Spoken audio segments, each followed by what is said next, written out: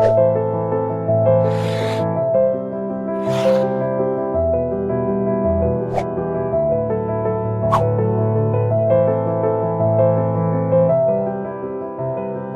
una parola e mezza.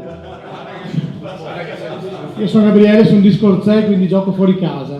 Allora, su Scorzè mi piacerebbe in questo momento essere di Noventa, perché trovarsi di fronte a un candidato sindaco, a una sindaco, perché secondo me è già così, che in questo momento, allora intanto io non la conosco da moltissimo tempo, ma ritengo sia una persona veramente splendida, bella, gradevole, capace soprattutto.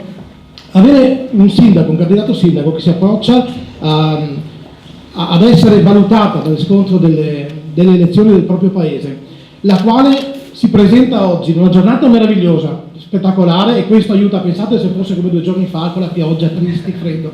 No, è un segno.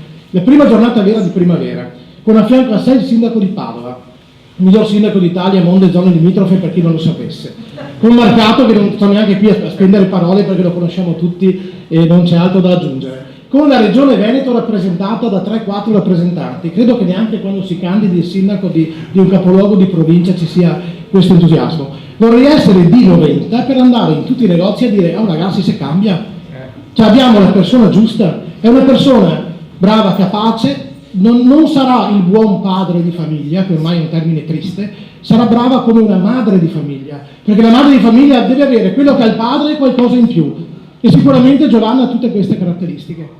È apprezzata ed è amata anche nell'ambiente lavorativo, non è figlia di, non lavora nell'ente pubblico in Boscata, nell'ultimo ufficio del sottoscalo, è un avvocato, si è fatto da solo, ha studiato, si è fatto il mazzo così, come tutte le persone che hanno raggiunto questo tipo di livelli di affermazioni, ha l'aiuto, la voglia, il benestare di tutti, può solo vincere se chiunque spende una parola, e deve spenderla. Domani rompete le palle a tutti, andate per i negozi, al panificio, abbiamo il sindaco giusto, a Noventa si cambia, che è ora.